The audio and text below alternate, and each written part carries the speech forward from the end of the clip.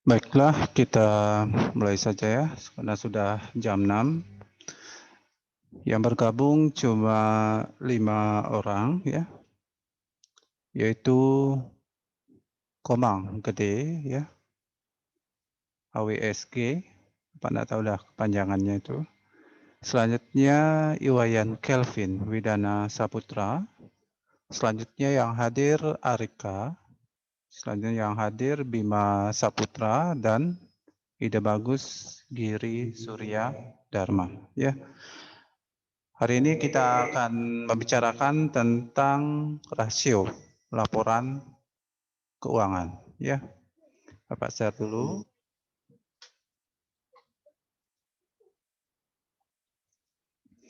Nah, untuk rasio laporan keuangan ya, itu bertujuan untuk mengevaluasi ya, mengevaluasi kinerja keuangan perusahaan ya.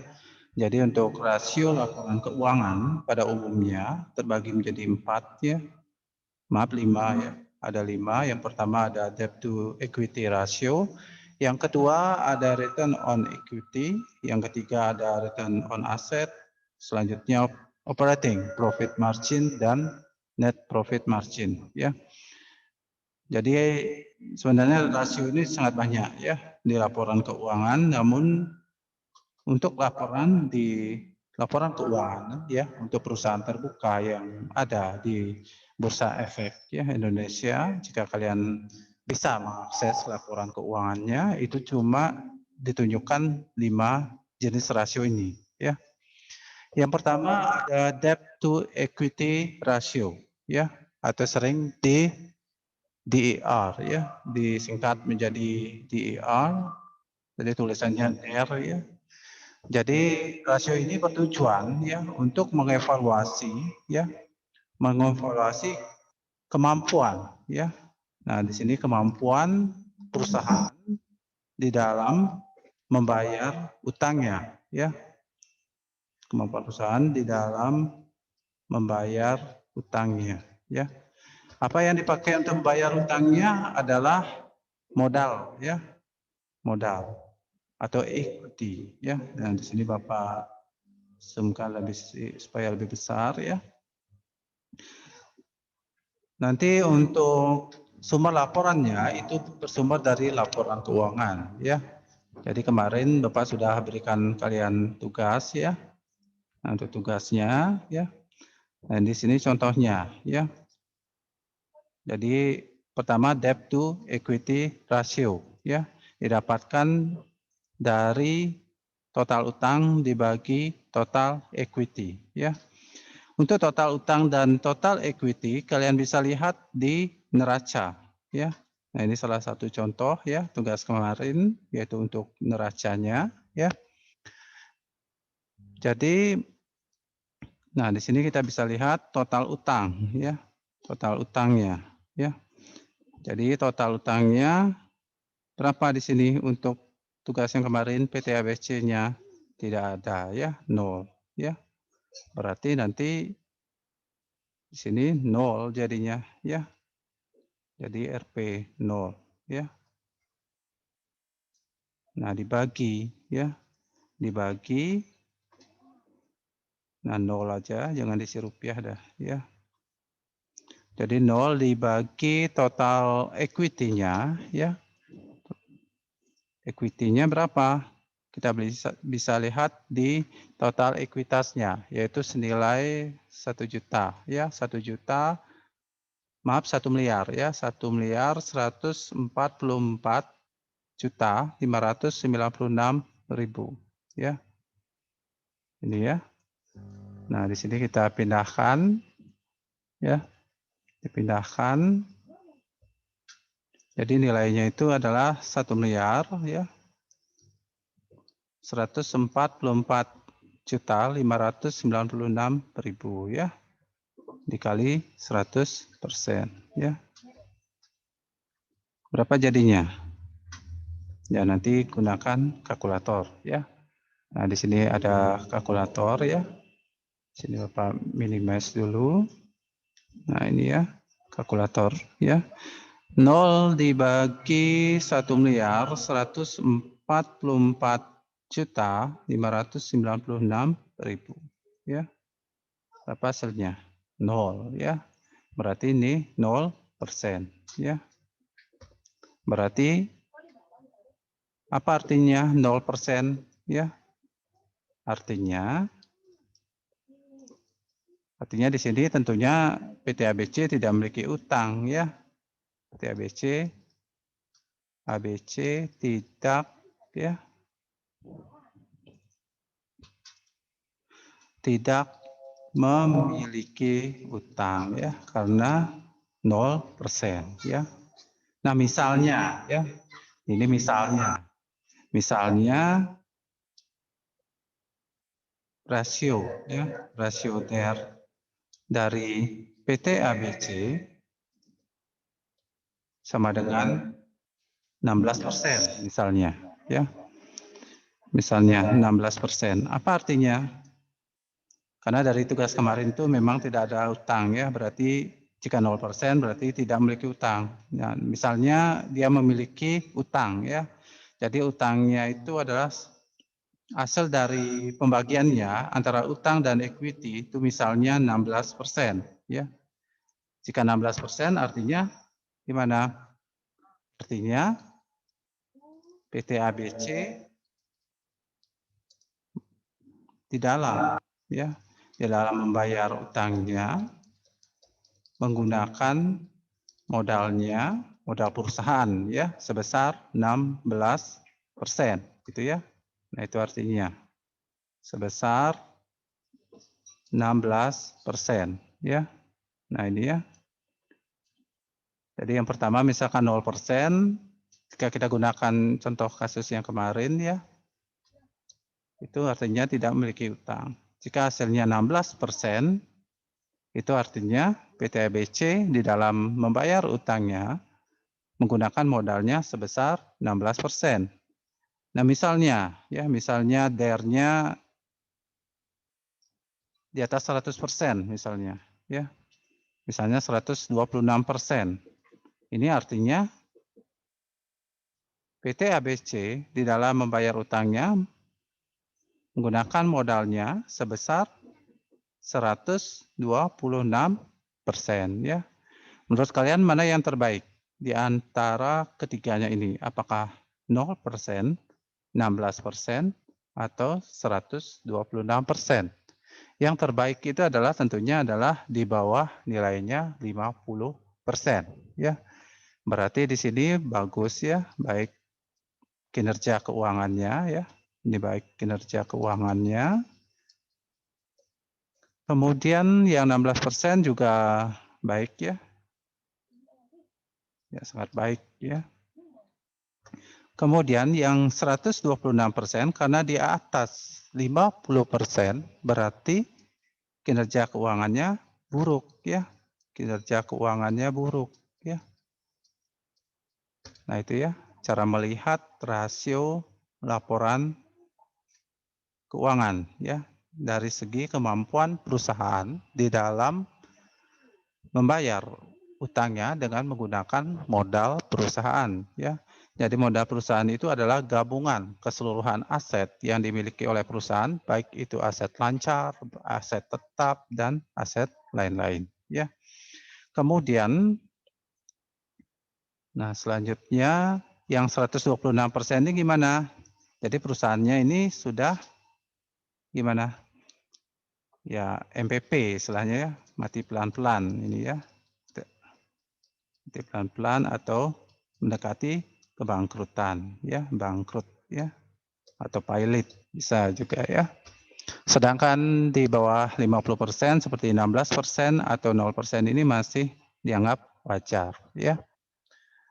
Selanjutnya untuk lembaga keuangan, ya, lembaga keuangan contohnya seperti bank, ya, bank, koperasi, LPD, gitu, ya, dan lain-lain lembaga keuangan, jika nilai DER-nya itu, ya, DER-nya itu lebih besar, ya, lebih besar dari 100% itu dikatakan wajar, ya. Berarti tidak Jadi untuk lembaga keuangan DER ini tidak digunakan nanti ya. Jadi DER-nya tidak digunakan sebagai salah satu evaluasi di dalam kinerja keuangan ya. Namun jika non perbankan ya, non perbankan untuk rasio ya, debt equity ratio di sini digunakan untuk mengevaluasi kemampuan perusahaan di dalam bayar utangnya ya. Nah itu ya penjelasannya. Selanjutnya yang kedua ada return on equity ya. Jadi di sini merupakan sebuah analisa ya untuk menganalisa kemampuan ya, kemampuan perusahaan ya, kemampuan perusahaan di dalam ya menghasilkan ya, menghasilkan apa yang dihasilkan laba bersihnya ya, laba bersih setelah pajak ya dengan menggunakan modalnya ya atau equity ya. Nah, di sini rumusnya itu adalah laba bersih setelah pajak dibagi dengan total modal atau equity dikali 100% ya. Jadi laba bersih setelah pajak nanti akan mengacu kepada laporan laba rugi ya. Laporan laba rugi nanti bisa dilihat di tugas yang kalian buat kemarin ya, bagi yang buat tugas. Nah, di sini laporan laba ruginya ya, yang kemarin itu mendapatkan nilainya laba rugi bersih ya setelah pajak yaitu 56 ya. Nah, di sini 56.026.000 ya. Tinggal kita pindahkan nilainya ya, tinggal dipindahkan nilainya. Jadinya di sini 56.026.000 ya, dibagi dengan total modal yang dimiliki oleh perusahaan ya. Jadi untuk total modalnya itu adalah kita bisa lihat di laporan neraca ya. Nah ini ya nilainya itu adalah sebesar 1.000.000.000 ya 144.596.000 ya. Nah di sini ya sebesar 1.000.000.000 ya. Nah, 144.596.000 dikali 100% ya. Nah, berapa hasilnya?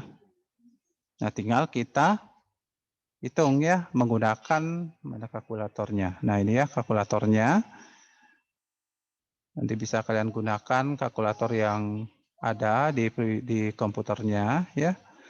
Nah, di sini tinggal dibagi ya 56 juta ya. Jadi 56.026.000 ya dibagi ya. Dibagi 1.144.596.000 ya. Jadi sama dengan 0,048 ya 49 dah ini anggap ya dibulatkan selanjutnya dikali 100 kali 100 sama dengan 4,89% ya. Jadi cuma 4,89% ya nilainya. Dan apa artinya ya? Artinya di sini PT ABC ya. ABC di dalam ya menghasilkan laba bersih setelah pajak menggunakan modalnya ya sebesar 4,89%. Jadi kontribusi modal yang di perusahaan di dalam menciptakan laba bersih ya setelah pajak itu cuma 4,89% ya. Sisanya dipengaruhi oleh faktor lain ya. Lalu apa artinya 4,89%? Di sini tentunya kinerja ya. Kinerja keuangan perusahaan ya. Di sini PT ABC kita anggap ya. Kinerja keuangan PT ABC dari rasio ya, rasio ROE ya atau return on equity itu adalah sangat buruk ya. Karena nilainya di bawah 50%, ya.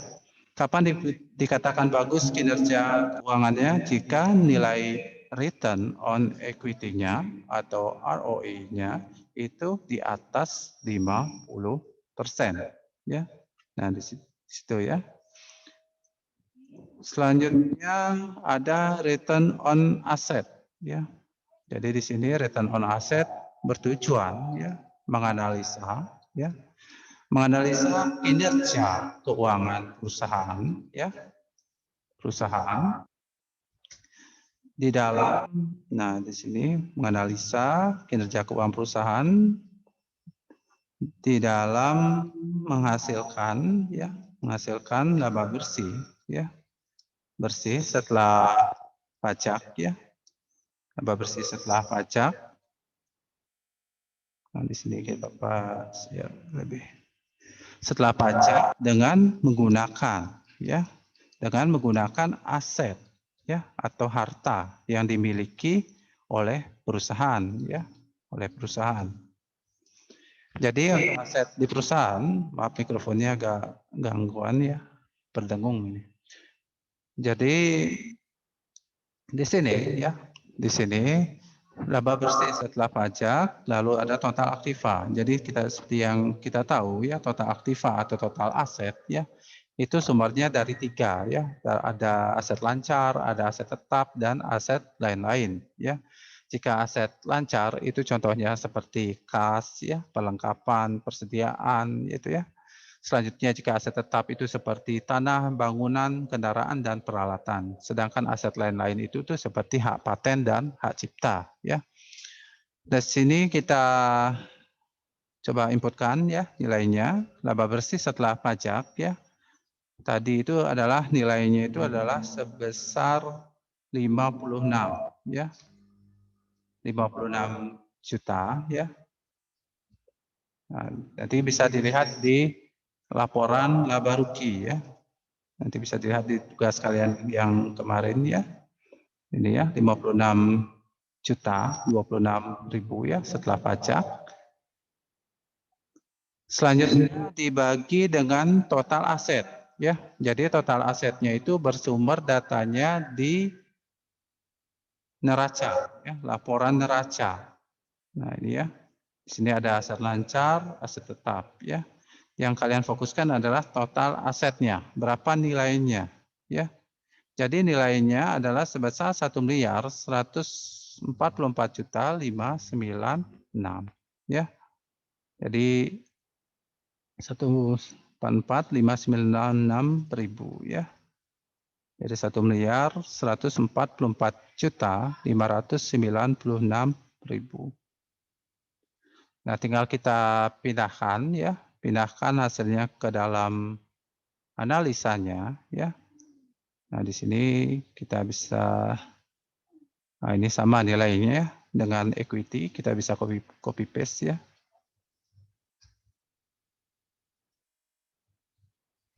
Nah, itu ya. Jadi dengan total aktiva dengan dibagi dengan laba bersih setelah pajak dibagi total aktiva ya. Jadi nilainya di sini sama ya, seperti nilai ROI-nya ya, sebesar 4,8% ya. Artinya gimana? Artinya ini bisa kita copy paste ya, supaya kita tidak ngetik lagi. Artinya PT ABC di dalam menghasilkan laba bersih ya setelah pajak menggunakan, nah bukan modal tapi aset ya, menggunakan asetnya atau aktivanya ya sebesar 4,8% ya.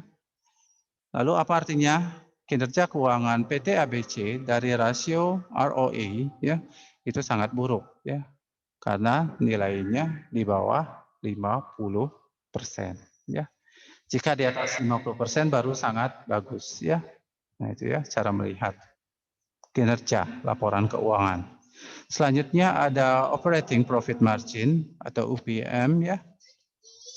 Di sini tujuannya untuk menganalisa ya, menganalisa laporan keuangan ya, menganalisa kinerja ya, laporan keuangan atau keuangan perusahaan, ya, yang dilihat dari kemampuan, ya, dilihat dari kemampuan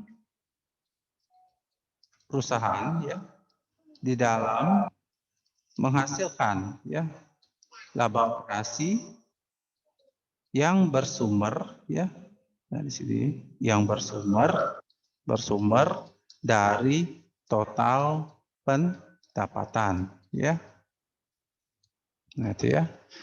Di sini rumusnya laba operasi dibagi total pendapatan atau penjualan dikali 100%, ya. Jadi laba operasinya berapa? Nah, dari tugas sebelumnya yang sudah Bapak berikan untuk laba operasi bisa dilihat di laporan laba rugi, ya, pada bagian ini, ya, laba rugi sebelum pajak, ya. Jadi yang kita gunakan adalah laba rugi sebelum pajak. Itu nilainya 56 juta, ya. 56.596.000, ya. Nah, ini kita pindahkan nilainya ke dalam analisa rasionya, laporan keuangannya, ya. Jadi nilainya adalah sebesar 56 juta, ya, 596.000. Itu untuk laba operasi dibagi sekarang, ya. Dibagi total pendapatan atau penjualan. Ini atau, ya, bukan dibagi, ya, atau penjualan, ya. Penjualannya berapa? Kita bisa lihat di laporan laba ruginya juga, ya, pada bagian ini, ya. Jumlah penjualan sebelum pajaknya, ya. Itu senilai 114 juta, ya. 114 juta. Tinggal kita bagi 114 juta nanti, ya. Kali 100%, ya. Jadinya berapa? Tinggal gunakan kalkulator, ya. Kalkulatornya diaktifkan. Nah, ini, ya. Kita cari, ya, 56.596.000, ya, dibagi 114 juta, ya. 114 juta. Nah, sama dengan 0,496, ya. Mungkin jika kita bulatkan, ya, memakai 2 digit di belakang koma, jadinya 0,50, ya. Kita kalikan 100 dulu, ya. Nah, hasilnya 49,64, ya. Di sini kita bulatkan 2 digit di belakang koma, jadinya 49,65, ya. 49,65%, ya.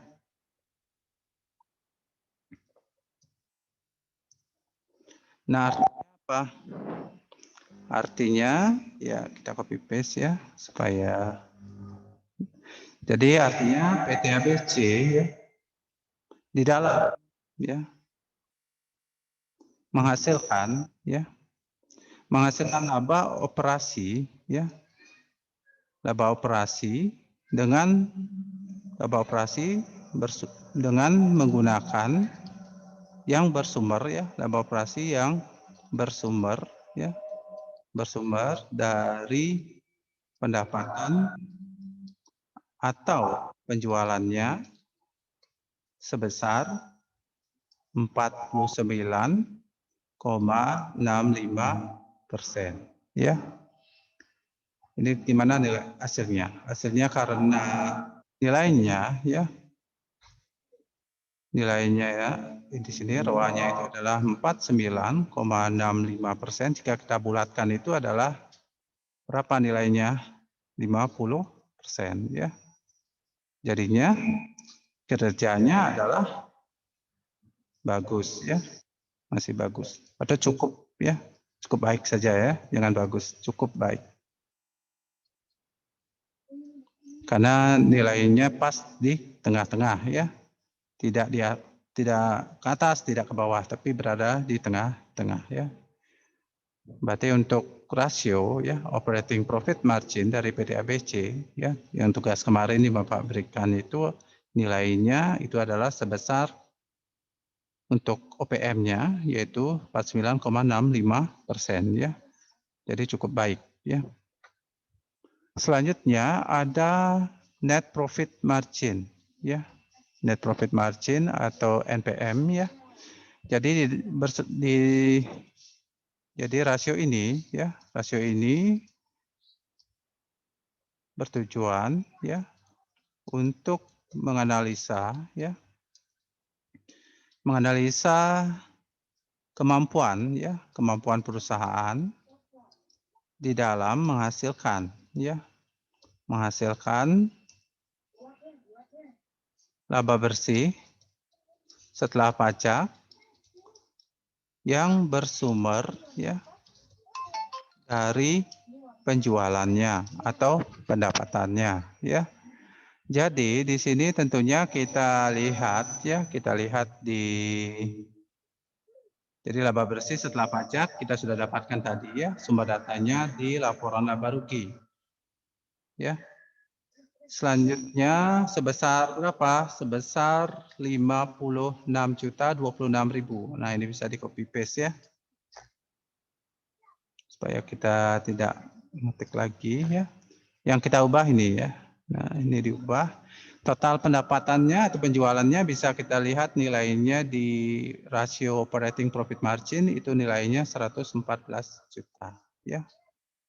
114 juta. Sehingga tinggal kita bagi ya. Tinggal kita bagi ya nilainya 56 juta 26 ya. 026 ya. Dibagi 114 juta ya. Sama dengan 0,49. Kemudian dikali 100 hasilnya 49,15% ya. 49,15% ya. Dan artinya gimana? Artinya di sini nah ini Bapak copy paste. Artinya PTBC di dalam menghasilkan ya laba bersih ya. Laba bersih setelah pajak ya. Itu bersumber ya. Bersumber dari ya total pendapatan atau penjualannya ya atau penjualan sebesar 49,15% ya. Jadi kinerja PT ABC dari segi ini Bapak belum ganti ya. Ini OPM, rasio OPM, yang ini NPM ya. Nah di sini 49,15% artinya di bawah ya nilainya itu adalah NPM-nya itu lebih kecil ya 50% ya. Berarti di sini kinerja keuangannya buruk ya atau sangat atau tidak baik ya. Nah itu ya di dalam kita menganalisa dari rasio laporan keuangannya ya ada 5 ya. Mungkin dari apa yang sudah Bapak jelaskan ada pertanyaan mungkin.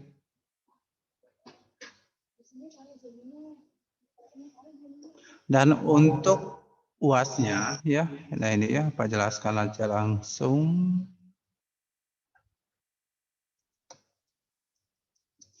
Untuk UAS-nya nanti Bapak laksanakan hari Selasa ya, tanggal 29 Juni 2021 ya. Nanti soalnya itu dalam bentuk bukan dalam bentuk pilihan ganda ya, karena dari pihak kampus tidak mengizinkan untuk pilihan ganda.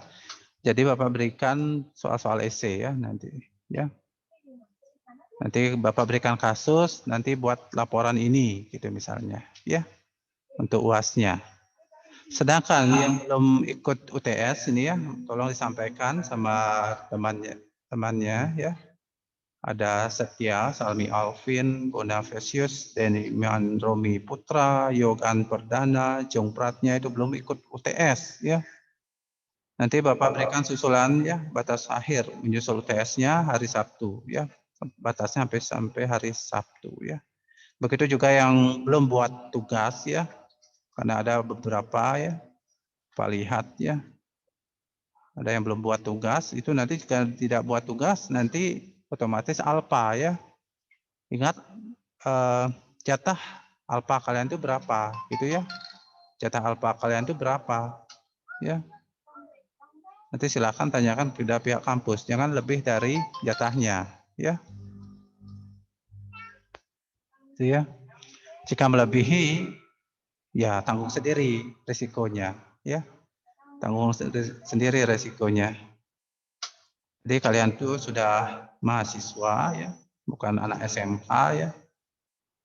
Jadi harus tahu ya risiko-risiko apa yang terjadi jika tidak mengikuti aturan, gitu ya. Mungkin ada yang ditanyakan mengenai teorinya, UAS-nya atau apa ya. Sebelum kita akhiri, Bapak memang lock ya. Bagi yang telat hadir itu Bapak memang lock di sini. Saya tidak bisa masuk ke dalam Zoom meeting-nya ya. Karena Bapak sudah bilang di grup di forum ya bahwa jam 6 itu kita sudah mulai ya. Makanya Bapak lock. Di sini Pak lock. Jadi sudah Pak kunci, siapa yang telat tidak bisa masuk ke dalam Zoom meeting-nya. Jadi ada pertanyaan mungkin Kembang Gede, Kelvin, Arika, Bima Saputra, dan Giri Surya Dharma. Baik, tidak ada ya.